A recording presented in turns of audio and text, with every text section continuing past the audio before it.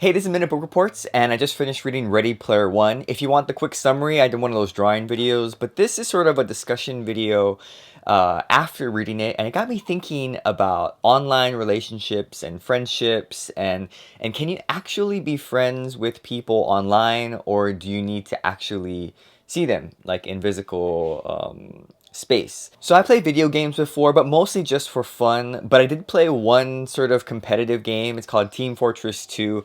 And I played in a Highlander League, which is basically 9 players versus 9 players, and we would play each other. It's a shooting game, so it's kind of like Call of Duty, but this one's a little bit more fun. It's not as like serious. So I played a couple of seasons of that, and I played with these guys that I played on this online server with, and we sort of formed this team, and we got to know each other. We're sort of like regulars, and sort of got to I guess we saw how each other played, and we wanted to play with each other, so we decided to make a team. It was interesting because I never met these people before, but we talked on like TeamSpeak or online talking apps like Skype.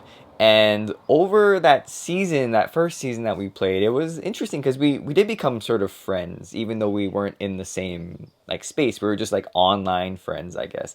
And then by the second season that we played, we I would think we got to know each other pretty well. And I never thought that that could ever happen online because I thought, oh well, you don't know what they look like. They just have their little picture and they just have the character they're playing in the game. They don't have a physical appearance. Like, what does my mind think about that person when I hear their voice, but I don't actually see them? But after 2 seasons of playing competitive with that team, I would say that we were friends. We were online friends. And in reading Ready Player One, the whole world pretty much takes place in the Oasis, which is their sort of like their sim. It's sort of like their online universe where a lot of people immerse themselves because the world is sort of lonely, and the real world is sort of lonely and chaotic, and so it's interesting how that, although it's sort of set in the future, our world can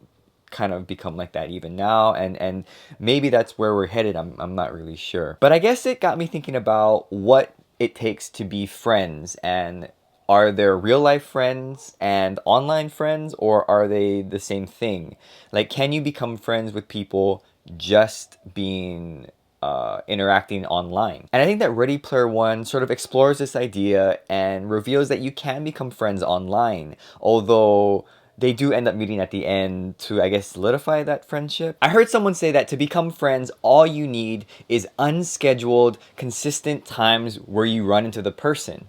And over time, you'll just become friends. That consistency, but also that not really scheduled interaction just creates that environment for friendship. And I think online can present that same environment where, if you're gathering online with people at the same time every day, it can sort of become like that where you're consistently meeting with them, not at the exact same time, not in the exact same types of interactions, but generally speaking, you'll run into them. And so once you start talking and you become familiar with them, I think that's sort of the foundation of friendship. And I think that we see this in online games like World of Warcraft, where you have these communities of people who meet online, and they're so dedicated to these avatars, these characters that they're controlling, and again, that ties in so well with Ready Player One. These online personas allow us to be powerful. They allow us to be stronger than we really are, and we don't even have to be human.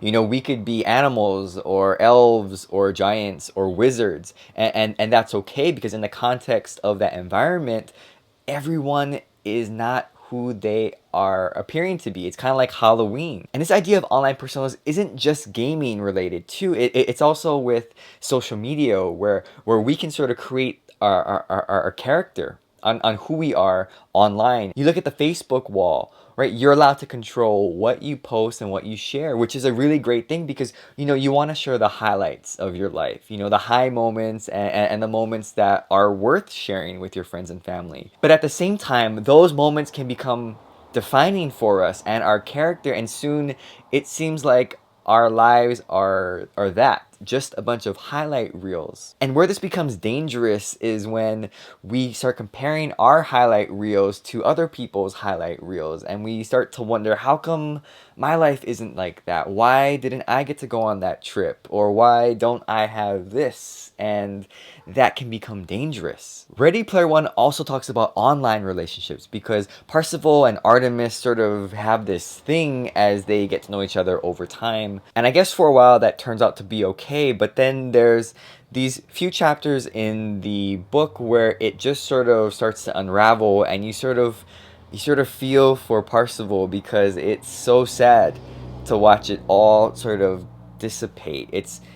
It was like a breakup through text messages, and there's just one chapter where it's just a bunch of like old school like text messages back and forth, and you're reading this whole chapter and it's heartbreaking, because you're watching, one person wants to kind of push away because it's getting too weird, because she realizes that he is, I guess, falling in love with this fake person, and she wants him to know who she really is behind the character, and she doesn't think that he's able to do that, because he's so in love with the online character. But then Parsifal just wants to be with her because he really likes her personality, and the look thing doesn't really matter, I think, to him, because he is just, I think, through conversation, sort of starting to develop those feelings. But when they do get to meet at the end, I think that it's great, because now he can get to know her without any video games, without the Oasis. And I think that's why this story is so important, because it gets to that last moment where we finally get rid of all of the online personas, and we just have two people who are meeting each other for the first time, even though they had this great adventure online. I've always been very skeptical about online dating and online relationships. I'm not sure how that works. And it's not to say that it can't happen, because some of my friends have actually met people online and they ended up marrying them, which I was really, really scared and nervous for them, but it seems to have worked out. But back to the online friendship thing. Can you be friends with people just through online means? And I think that you can. But I think that those friends will be online friends, at least until you meet in real life, which is what I've been able to do with some gaming people. I've been able to meet with them after talking to them online and interacting with them through games. When we met in real life, it was really nice, because we sort of continued where we left off. We didn't feel weird. It wasn't like I was spending time with a stranger, because I had spent so much time interacting and dialoguing online. But I think that I would always consider them just online friends, and they would never replace my friends in real life. I think it's important to have both, but especially to make sure that you have those friends in real life, because nothing can replace that. We can try to simulate certain things. We can immerse ourselves into an online world and talk and chat and even video chat, but it's not the same. I think there's something to it where we need to be in the same physical space with the person, and hear them and spend time with them, and just be able to be with another person, to be with our friend, whether we're talking or hiking or doing something or discussing things like this.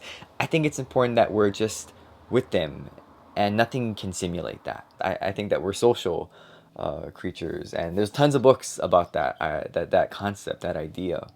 And so as much as online relationships can sort of supplement that, I don't think it'll ever replace that, which I think is the danger of a society like in Ready Player One. But it's good, though, that a book like that would at least bring it up. So what do you think about becoming friends online, even in a space like YouTube? Can you actually be friends with someone, or are you just being friends with this fake person that you think you might know? I don't know if you can become real friends. I think you can become online friends, you can become YouTube friends, but I'm not sure that you could ever become real friends. And it's important that we cultivate those real relationships and friendships in our real life, because I don't think there's anything, no simulation, no technology that can ever replace that. So thank you so much for watching this video. Hope you enjoyed it, and I will see you next time. Bye.